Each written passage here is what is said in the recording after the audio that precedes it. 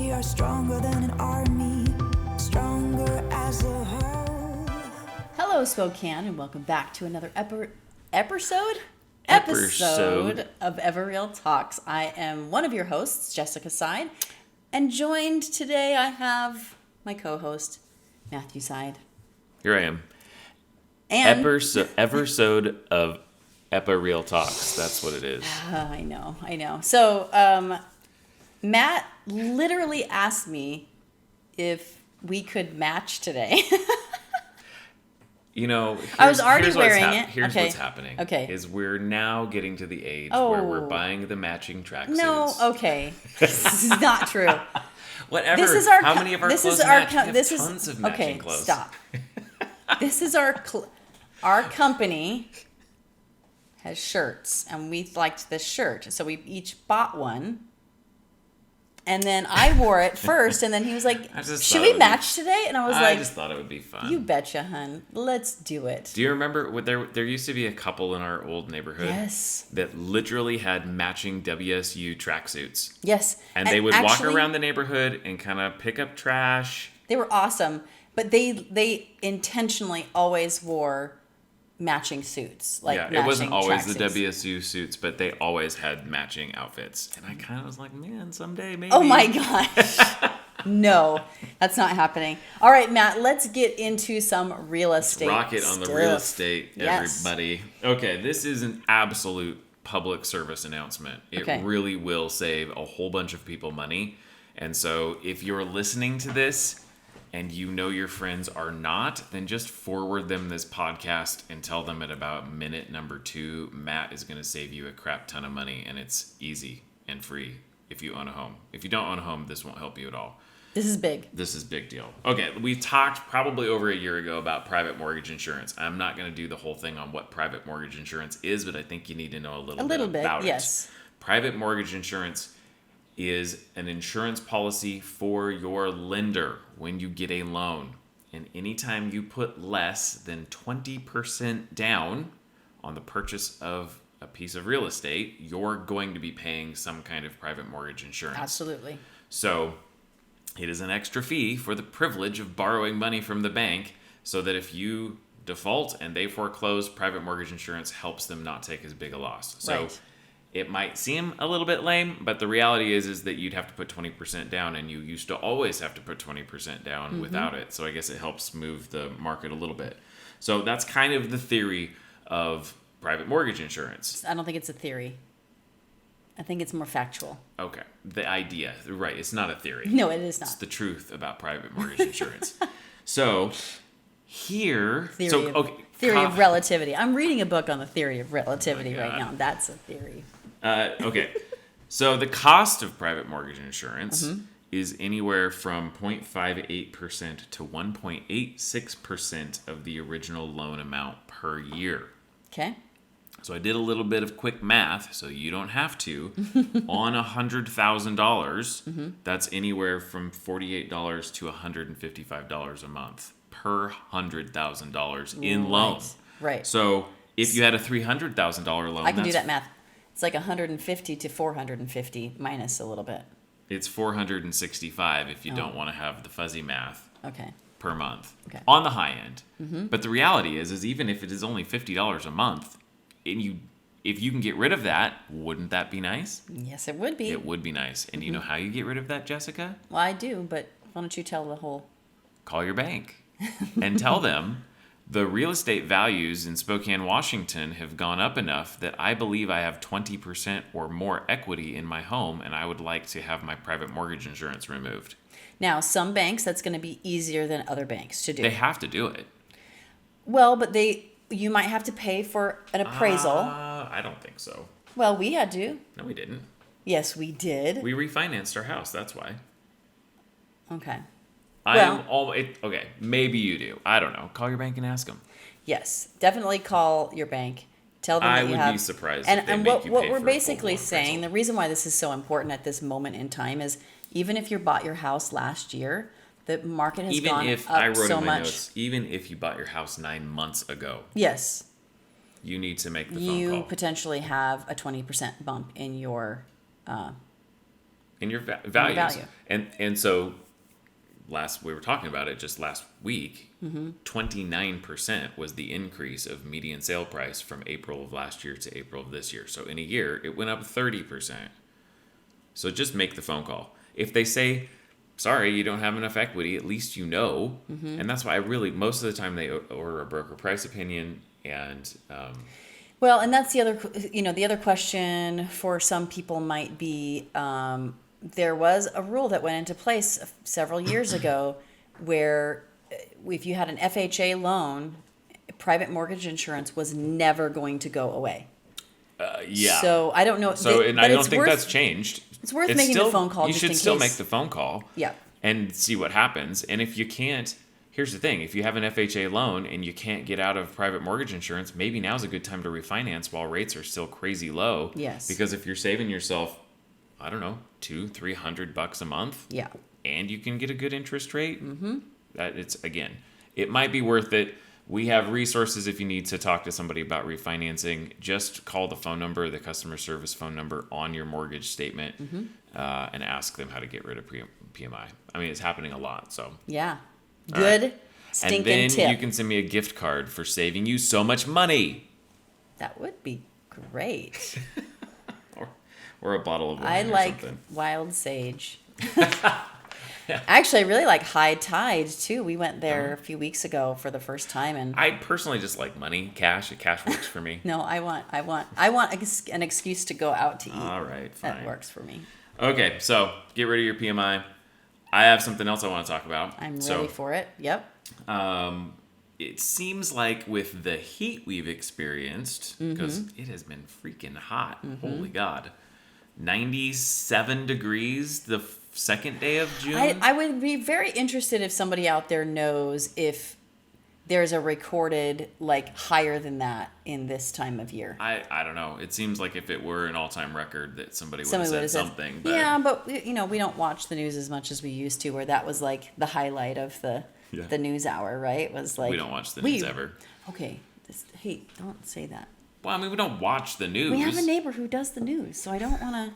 Well, we watch her. Yeah, exactly. On YouTube, probably. Okay, so I'm going to talk about ski resorts.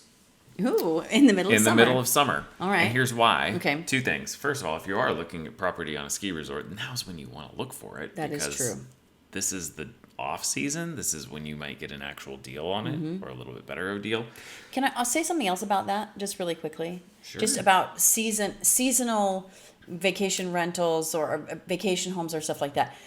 You really should be looking at them in the off season, especially number one, you'll potentially get a better deal. Okay, so that's number one. Number two, you're going to have a lot less competition. Now, that might be the reason why you get the better deal, right? So those two work in conjunction with each other. Yeah, I mean, and if you're a seller, your broker's going to be telling you don't put it on the market in December if it's lake property. Right. Wait until May. Here's the other piece of this that I think it's important. If you are going to buy a property that you are planning on renting out when you're not using it, okay, you're going to Airbnb it, you're going to rent it a month at a time, whatever. If you are trying to maximize that amount of money that comes in, if you buy it in the middle of winter, you've lost half of your income for that. So now you're going to have to, when you run your calculations, you're going to have to say, okay, but we're only going to, yes, in a full year we'll make this much, but in this year we're going to make significantly less. So for instance, buying a lake property right now, we're starting to now look at it and go, wait a second, if I'm trying to maximize my cash flow on this, and if I put an offer in today, I won't close until the end of June, and then I have to get people to rent it. I've lost. You're not going to close till the middle of July. It's the reality. It's 45 days for that kind of stuff because they're out of their appraisals are slow, and yes. So unless you're buying cash, right, and maybe you have the money. It depends on your goals. Just like last week when we were talking about, is now the right time to buy? Like, it depends. Yeah. And the same with the lake property. So what? You don't get to close on it till the middle of July, but if you're going to be spending your whole summer out there anyway, you still have half the summer. Correct. Yeah. I mean, and it's really just, that's why I say if you're using it and you're trying to maximize your cash flow on it, just be aware of that. And think about it in the off season. So real estate advisors, better than salespeople. All right. Let's talk about Schweitzer, okay? Okay, I'm and ready. Here's why. I actually have a client that has been like, Matt, I know that there's something new, there's new development that's going to be released, and I want in on that. And you have your Idaho license. And I do have my Idaho license. Thank you. I've had it for over a year. It is not easy to find information from good old Schweitzer on this because, well, I found out some reasons why. Okay. I'm calling the property management for the people that rent up there, and I mean, this is the lady that was in charge of most of the property management. She's like, I don't know. I don't even know what's going on for new development. Oh. There's stuff on their website, so she's obviously not affecting her world. But let's just talk about Schweitzer for a minute, and then I'm going to tell you what's coming down. I think this was really interesting. Unlike most other ski resorts in the western United States, Schweitzer Mountain Resort is not on National Forest Service land.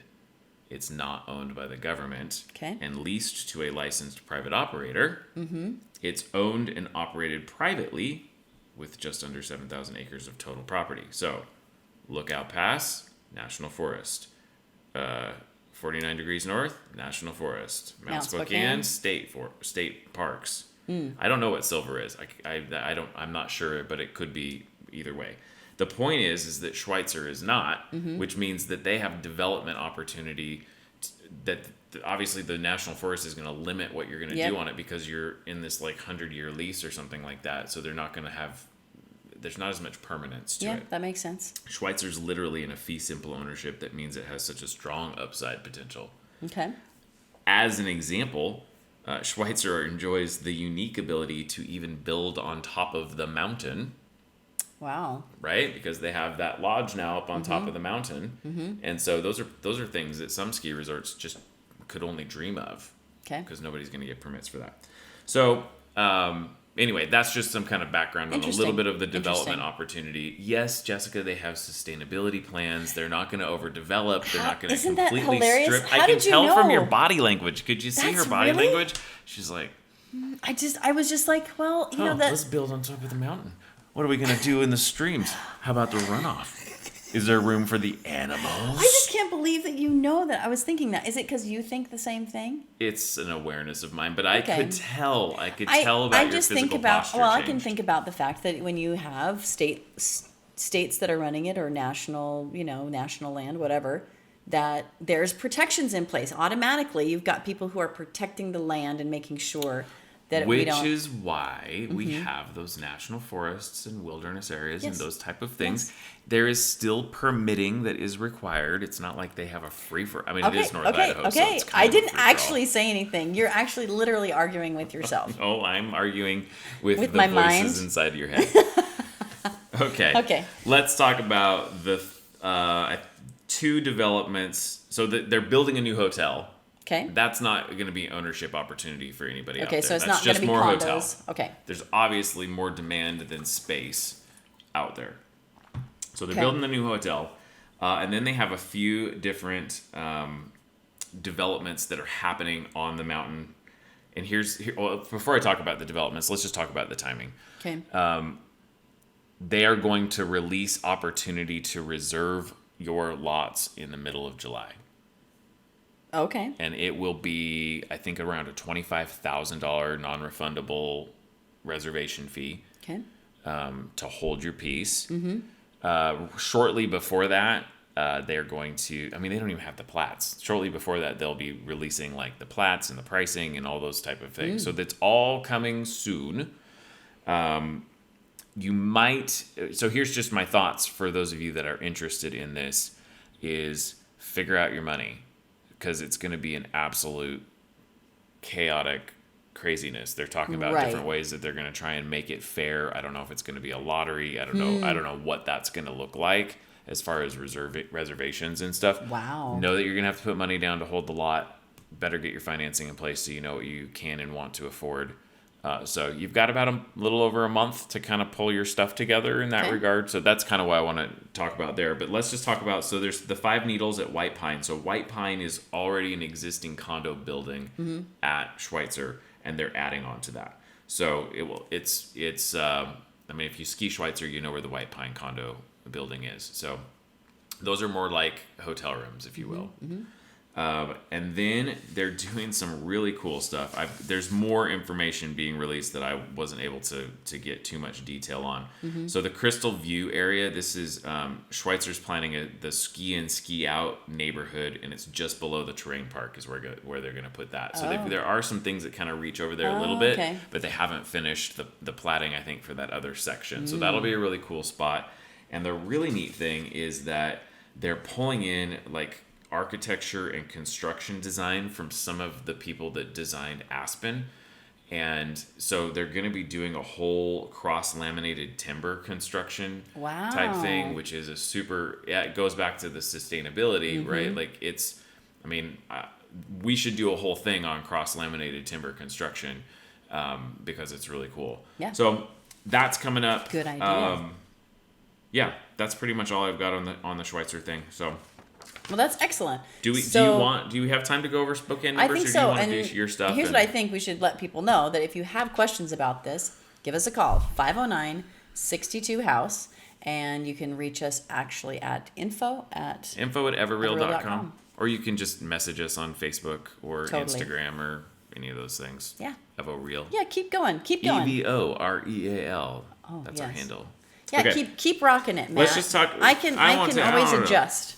Well, you've got some good stuff. He's being very long-winded today, everybody. You've got a lot of good stuff. All right, let's talk about Spokane's numbers. Things are shifting a little bit as we move into summer. Thank God we've got a little bit more inventory. There are currently 331 active listings on the MLS. Yay. Just a boon of new listings out there. 0.44 months of inventory, which is still less than a half a month of inventory. It's like doubled. I know, it was 0.25 or something. That's right. The active price range, I think we still have our same $57,000 house that nobody wants to buy and the $6 million lake property that moves really slowly. So those are still out there. Our median active list price is $430,000. Wow. It just keeps going. We have 1,302 pending properties on the MLS. Okay. The median sold price in the last 6 months. So this is an important one. This is the one we keep tracking, and we shrunk it down. We used to do a 12-month median, but things have moved so fast we got to keep it to 6 months. So median sold price in the last 6 months, $336,055. Yeah, so those are kind of the reality is it's the time of year. A lot of people that are thinking of selling or putting their stuff on the market. Buyers, consistency, perseverance, those are your two most important words.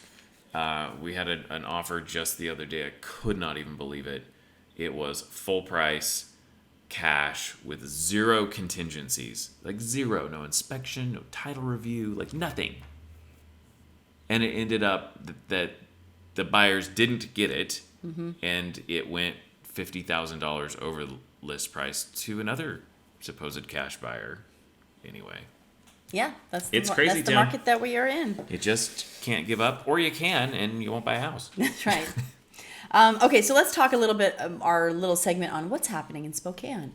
And I'm really just going to focus on one thing, and that is the new bank, the new North Bank of... I thought we were going to talk about a bank. It's really exciting, everybody. New bank. There's a new bank in town. No, they've been around for a while. No, the new North Bank of Riverfront Park. All right, let's talk about it. It's nothing short of awesome. That is my own quote. If someone wanted to quote me. It is amazing. Have we talked about it yet? I don't know if we have. I don't. So my son's class, talked about it, but my son's school went to the grand opening where the mayor was there and they cut the ribbon and all that kind of stuff. We were slightly late, and so we barely got to see the ribbon getting cut, but we were there. That park, it's called Ice Age Floods Playground, is absolutely fantastic. Everybody, I am so proud of Spokane for this park. It not only has this amazing playground that I cannot even describe to you, but it's amazing. We'll link it to our Facebook page. You can click on the link and go look I think at we it. did it. We've already kind of done some social media on it, so you can definitely see where we've done that. But they have a Hoop Fest USA courts, so they've got like 2 full-size courts that could be broken up into 4 half courts. Nice. It has skate and wheels park. So for people who want, a skateboarding park, There were tons of skateboarders there that Nice. day. It was so fun to go It's watch near and them. dear to your heart. It is. I was what we used to call back in the day a Betty when I was a young kid. Anyway, and then they have the Ross Kelly Performance Climbing Boulder. So there's like there's places to like for kids to climb, and the cool thing is that they've got these climbing spots, but then they actually have that like wonderful kind of bouncy, squishy kind of turf kind of thing. Yeah. And they have At tons the top or the bottom? at the bottom. So if you fall, that's right. less likely to break your arm. Correct. I'm sure that some kids are going to break some arms in that place. There's no question to me. But Any good climbing wall should have that happen. that's right. And it also has just beautiful green spaces. So they have some spaces where it's like turf, and then other places where it's beautiful grass for the parents to chill out. They have a whole Nice. area. Now, if I were you, I would try and steer my kids clear of this section.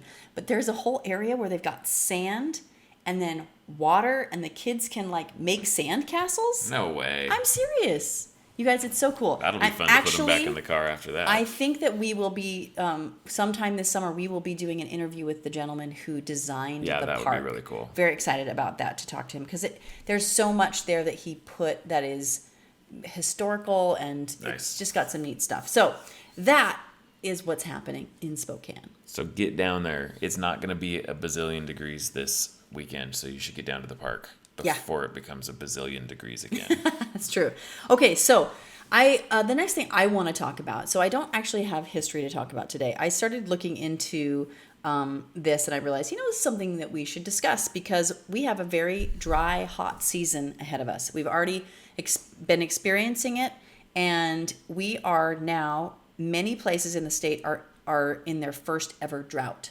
Like, are you going to explain to us like what a drought is? Like, what does that officially mean? I honestly I knew that I had a feeling you were going to ask me that question. I'm not going down that road. You'll have to look it up. But All right. there is an official like statement from the state saying that we are officially in a drought. Interesting. Okay. And I don't know if that's every county or every area, but certainly Spokane and the Palouse are part of that. So what is the biggest concern? The biggest concern for me, and probably for most of us, is the wildfires. And so I want to talk a little bit about that. So I did some research, and 60% of fires in national parks are caused by humans. 60%. All forests, when you start to look at all forests, so national forests as well, it's 85% caused by humans.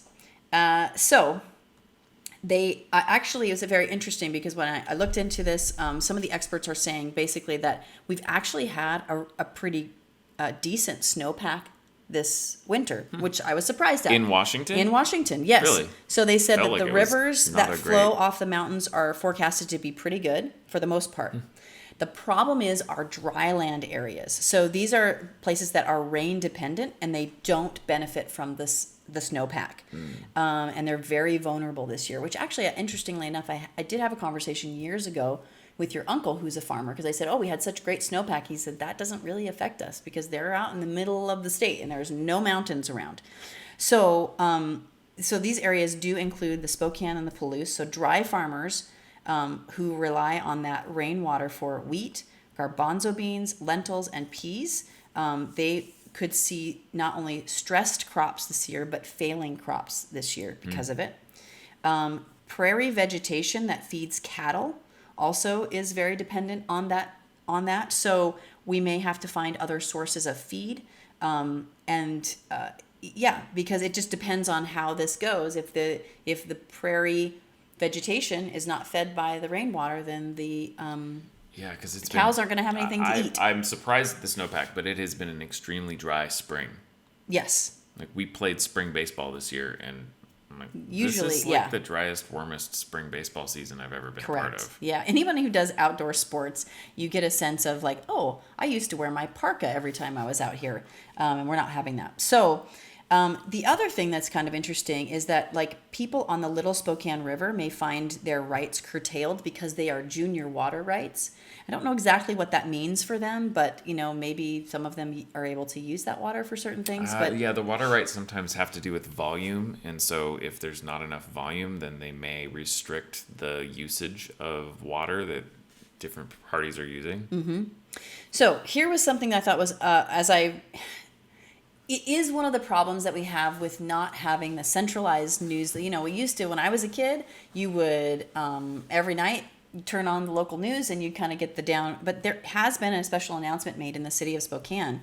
They're asking people to conserve their water usage, and they're asking for people to take voluntary steps to water their lawns every other day, and to do it in the early morning and the late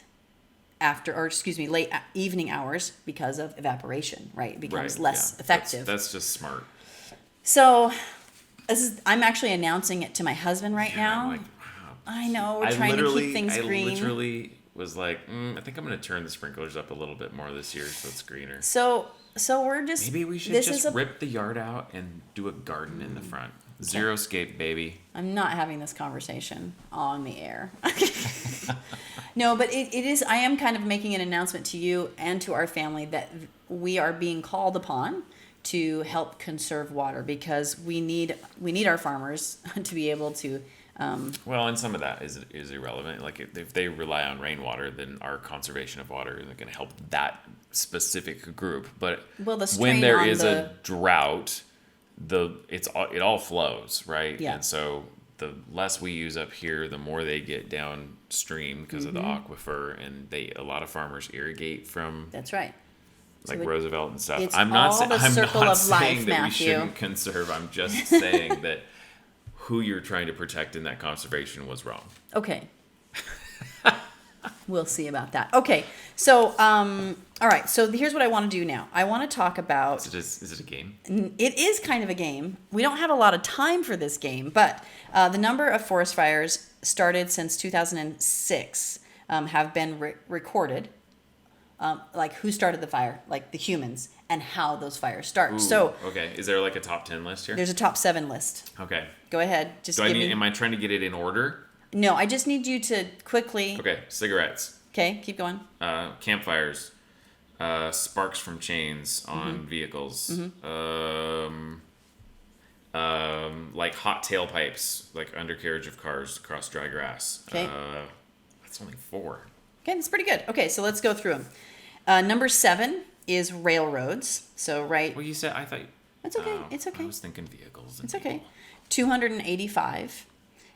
Kids is number 6 on the list. Shoot, the fireworks is probably on the list. That would have been an obvious one, Matt. 375. I'm sure that's from fireworks and also lighters and matches. Smoking. You know about that, don't you? Anyway. Smoking. I didn't start a forest fire. I didn't start any fires, by the way. I just got in trouble for playing with matches when I was a kid. Smoking, 800. This has gone actually way down. They did an investigation. They did an investigation, and it's gone down 90% since the 1980s. And that was in 2014. Campaigns. Yeah, I think so. And education, you know. Number 4 is equipment. So that would be... trailers and chains. And you got all that stuff. Vehicles. That's right. Then we have debris burning. I didn't give you the numbers for equipment is 2,555. That's kind of a lot. Debris burning is 3,104. Number 2 is arson. What? Yeah, pretty awful. And what's number 1? I don't know. Come on.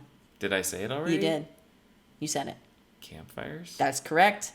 Campfires, 11,443. That is a huge jump. I didn't write down the arson number, but it was quite a bit lower. It was above the 3,104. I think it might have been you're enough. talking from number 2 to number 1 is huge. Right, it's huge. So, here's what I'm going to do, because I really want to do this. I have tips. Oh, man, I'm going to run out of time for my tips. I'm so sorry, everybody. But be careful, please. Just don't be dumb. Don't be dumb. Maybe I'll talk about it next week, because I really want to. I did this whole thing on tips. Anyway, you guys, thank you so much for joining us. Everybody have a great weekend. Thanks so much. We'll talk to you guys next week. Bye. Bye.